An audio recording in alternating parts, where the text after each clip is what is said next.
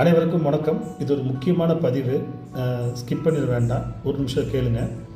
எனக்கு தொடர்ச்சியாக பார்த்திங்கன்னா ஒரு 2 மாதமாகவே பேக் பெயின் எடுத்துகிட்டே இருந்துச்சு. இதுக்கு முன்னாடி அந்த வலி வந்ததே கிடையாது. நான் தொடர்ச்சியாக எனக்கு இந்த பேக் பெயின் L5 L6 அடிக்கடி எனக்கு வலி எடுத்துக்கிட்டே இருந்தது. நானும் என்னென்ன செல்ஃப் ட்ரீட்மெண்ட் பண்ண முடியுமோ ஃப்ரெண்ட்ஸ்கிட்ட கன்சிடர் பண்ணுறது, ஃபிசியோதெரபிஸ்ட்டை போய் பார்த்தாச்சு. எல்லாம் பண்ணும்போது அவங்க அதை ஆப்ரேட் பண்ணுன்ற அளவுக்கு எனக்கு அதை சொல்லிட்டாங்க. என்னடா அது இப்படி சொல்லிட்டாங்களே அப்படின்னு சொல்லி ரொம்ப நான் யோசிச்சுக்கிட்டே இருந்தேன். ஃபிட்னஸ் சென்டர் கூட போயிட்டேன். ஜிம்முக்கு போனால் கூட அது ரெடி ஆகுமோ அப்படின்னு சொல்லி நான் ஜிம்முக்கெல்லாம் கூட போய் ஃபிட்னஸ்க்காக ட்ரை பண்ணிகிட்டு இருந்தேன். அந்த பேக்கை சரி பண்ணலாம், அதாவது ஸ்ட்ரென்தனிங் பண்ணலாம் அப்படின்னு சொல்லி எல்லாம் ட்ரீட்மெண்ட்லாம் எடுத்துக்கிட்டே இருந்தேன். பட் சரியான பாடே இல்லை. எண்ணெய் தேய்ச்சோ இல்லை மசாஜ் பண்ணியோ இல்லை ஏதாச்சும் ஒரு விஷயம் நான் பண்ணேன்னா அன்றைக்கி நல்லாயிருக்கும். திரும்பி நான் வண்டி என்றைக்கெல்லாம் ஓட்டணும் எனக்கு அந்த பெயின் எடுக்க ஆரம்பிச்சிடும். எதுக்கு நான் இந்த சந்தர்ப்பத்தை நான் சொல்கிறேன், இந்த சுச்சுவேஷன் உங்களுக்கு நான் சொல்கிறேன் பார்த்தீங்கன்னா, நான் வச்சுருக்கக்கூடிய வண்டி 2 வண்டி வச்சுருக்கேன், 2 வீலர். ஒன்று பார்த்தீங்கன்னா புல்லட் 350, இன்னொன்று ஆக்டிவா.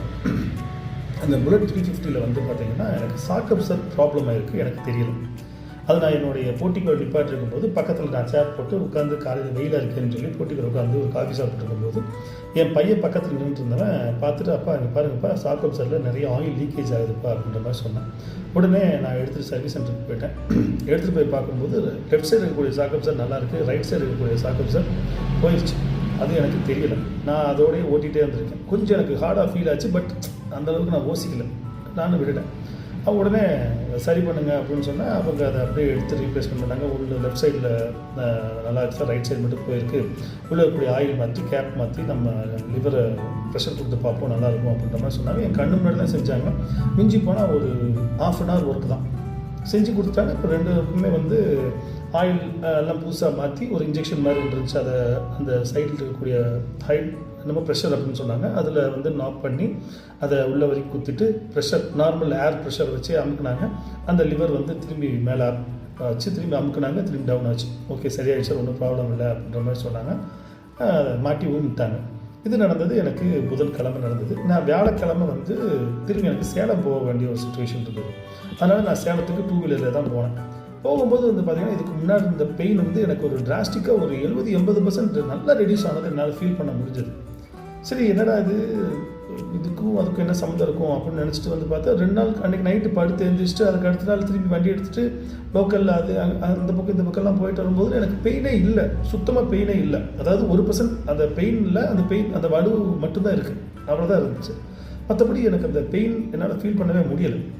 அப்போ தான் என்னால் அதை கண்டுபிடிக்கவே முடிஞ்சு. இந்த சாக்கப்சர் தான் என்னுடைய பேக் பெயினுக்கு ஆரம்பமாகவே இருந்திருக்கு. எனக்கு இது நான் தெரியவே இல்லை. இது நான் எதுக்கு நான் இந்த வீடியோவை நான் அதை போடுறேன் பார்த்தீங்கன்னா, நிறைய பேர் வண்டி 2 வீலர் தானே, இன்றைக்கி இல்லை நாளைக்கு சரி பண்ணிக்கலாம், ஒரு சைடு தானே, பிரேக் இல்லைனா என்ன, அதுக்கப்புறம் சாக்கப்சர் தானே, ஆயில் லீக்கேஜ் ஆனால் என்ன, அடுத்த சர்வீஸ் கொடுக்கும்போது பார்த்துக்கலாம். சில பேர் அதோடையே ஓட்டிகிட்டு இருக்கிறது. நிறைய யங்ஸ்டர்ஸ் எல்லாம் பார்த்திங்கன்னா இது கண்டுக்கிறதே இல்லை.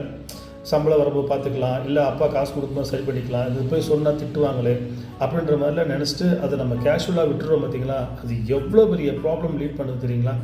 ஒரு வேளை இன்றைக்கி எனக்கு அந்த ப்ராப்ளத்தை நான் கண்டுபிடிக்கவே இல்லை அப்படின்னா நான் ஆப்ரேட் பண்ணியிருக்கேன்.